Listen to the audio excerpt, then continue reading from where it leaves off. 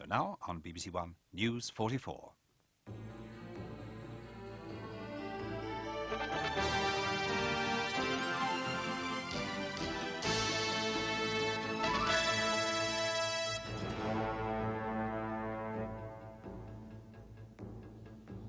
Good evening. The headlines tonight, the 5th of June. The city of Rome is celebrating its liberation. Allied forces are in full control of the Italian capital following its fall yesterday. British and American bombers are tonight mounting heavy raids on the French coast near Calais. German radio is saying that an invasion is on the way. Princess Elizabeth has made her first public speech. I should like to assure you that my own interest and my own service will always be given most wholeheartedly. And Gone with the Wind, the film has closed in London after a record-breaking 4 years and 2 months. Exactly 4 years after Dunkirk, when troops were driven off the continent of Europe, the first major European capital is tonight under Allied control. Rome has been liberated and her people are celebrating. The Fifth Army reached Rome yesterday from the Anzio beachhead. According to reports, Allied forces encountered stiff resistance from the German defenders. But by midnight, that resistance had ended. Rome was in Allied hands. Tonight, the King of Italy, Victor Emmanuel, has handed over his royal powers to his son, Crown Prince Umberto. Mussolini, said to be somewhere in the north of the country, has ordered 3 days' mourning for the fall of the Italian capital. The battle for Rome was brutal, and it is a famous victory. Before abandoning the Eternal City, as this captured German film shows, Hitler's legions did their utmost to hold the advancing Allies, fighting them grimly to the very outskirts of the capital. But only to the outskirts. Rome itself they have left intact, as promised yesterday by Hitler's headquarters, with its ancient monuments unscarred, a jewel of a city whose war-weary inhabitants erupted with joy as the Americans swept in. The reception was everywhere delirious. General Clark, the Fifth Army commander, drove in for a personal look. In one suburb, his troops encountered a wedding party. They'd set the day, and that was that. Crowds swarmed to the Vatican, to St. Peter's Square, for a blessing by Pope Pius, who thanked both Germans and Allies for sparing the city. Popular response was heartfelt. General Clark reported more than 20,000 Germans taken prisoner. Berlin radio, glossing over the defeat, said Rome does not matter. But it had done until German troops began their withdrawal a few days ago, a pullout covertly filmed by an anti-fascist Italian. They were abandoning not just one of the Axis capitals, but a strategically vital road and rail junction, abandoning too what General Clark termed untold quantities of battle equipment. So, while Romans rejoiced, most of them, at the liberation of their city, Allied military sources were reporting roads to the north clogged with retreating German columns. Rome celebrates, but Field Marshal Kesselring will be regrouping his battered divisions well north of the city. And as President Roosevelt reminded us trenchantly tonight, ahead lies yet greater effort and fiercer fighting on the long road to Berlin. Once again, through the day and tonight, large numbers of British and American aircraft have been attacking German installations along the northern coast of France. The attacks are understood to be concentrated around Calais and Boulogne, in the Pas de Calais. In round-the-clock, wave-on-wave airstrikes, Allied bombers have kept up their fantastic pounding of the French Channel coast. Overnight, 260 RAF Halifaxes and Lancasters bombed German gun batteries, 3 in the Calais area and 1 in Normandy, the targets marked by low-flying RAF Mosquitoes.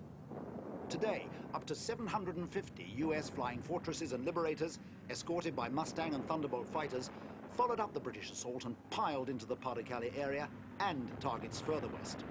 After many days without loss, a handful of US planes were today down by heavy anti-aircraft fire visible from the Kent coast.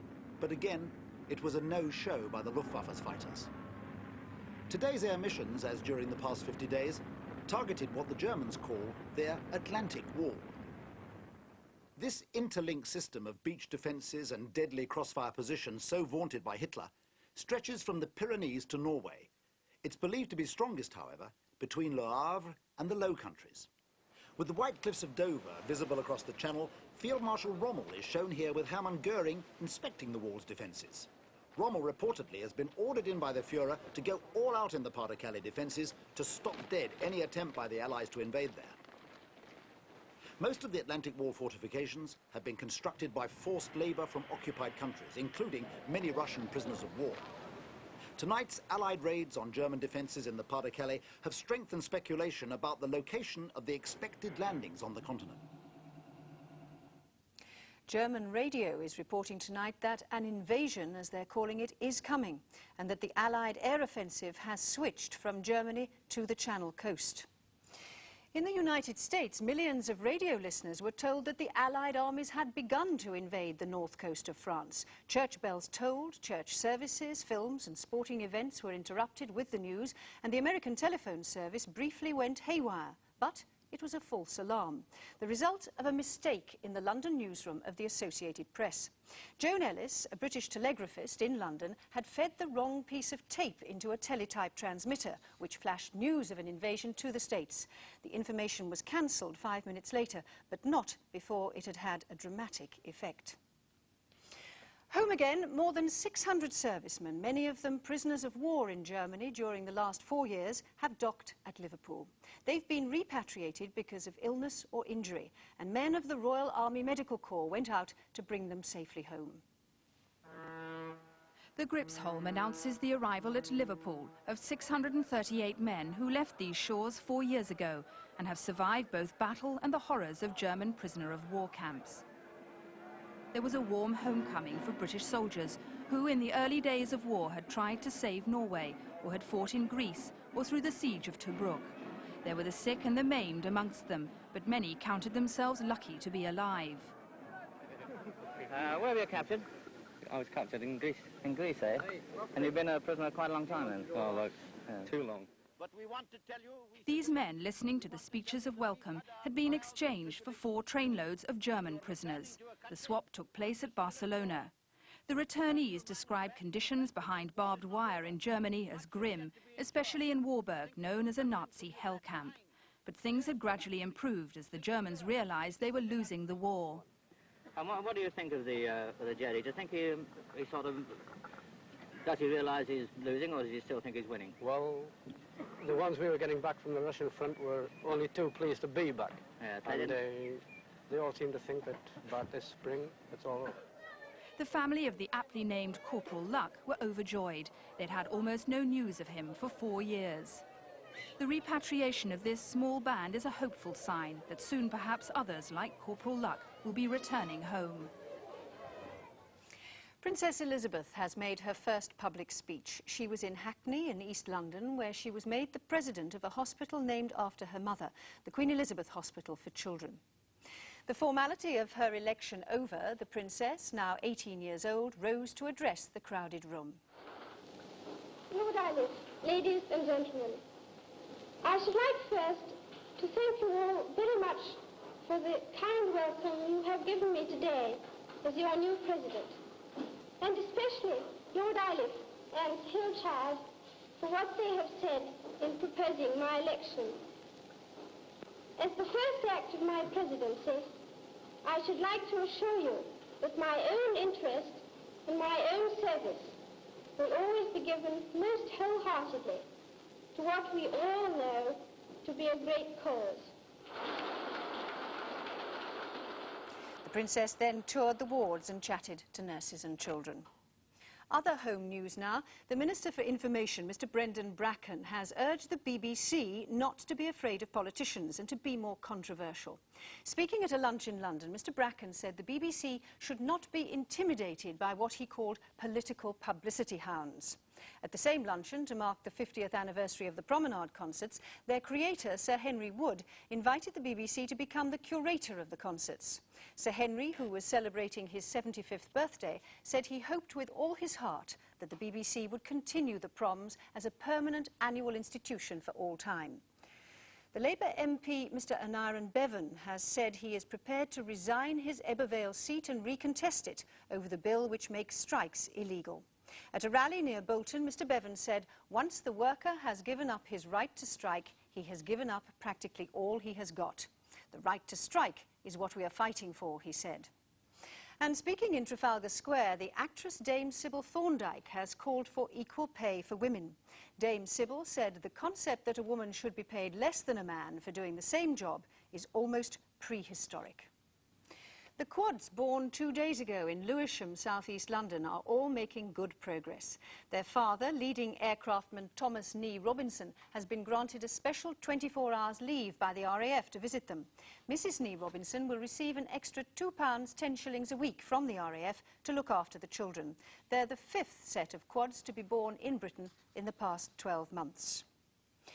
The film Gone with the Wind, which it had been predicted would run all through the war, is ending its London run after 4 years and 2 months. GWTW, as it's become known, has become the film epic of the war years. So many people wanted to see Hollywood's greatest spectacle that when it opened in London, performances began at breakfast time.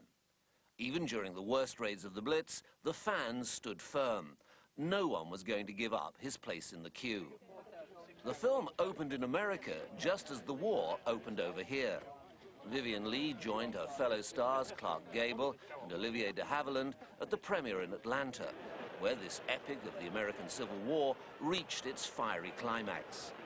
During its London run, one fan was so enthralled by the burning of Atlanta that when she emerged from the Empire in Leicester Square and saw a red sky over the London docks, she thought for a moment she was still in the Old South, not in the middle of an air raid. Clark Gable has changed roles and costume. He's in the Army Air Force now, training to be an air gunner.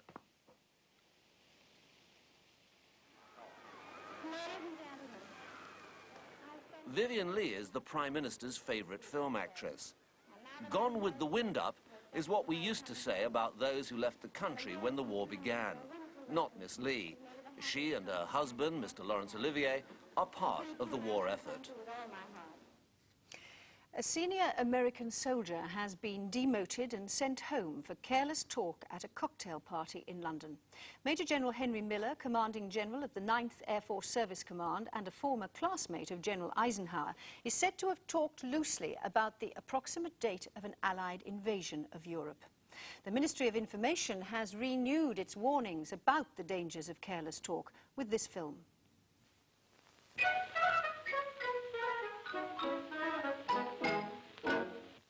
Lovesick John Jones met indiscreet Mary Brown in a cafe. He said to her, "Let's go to Coombewood for a picnic on Saturday, Mary." She said to him, We can't do that, silly. It's closed to the public. There's a dump of our new mine detectors there. the consequence was, They're right overhead now, Centre. Looks like the wood's going to get it. and the world said, That's your fault, Mary. It's more important than ever nowadays not to indulge in careless talk. And finally, the weather forecast for tonight. The strong southwesterly wind, which has been sweeping the Straits of Dover all day, moderated tonight. The wind has dropped. The English Channel is calmer and the cloud base is higher. The glass is steady. And that's the news tonight, the 5th of June, 1944. From the BBC, good night.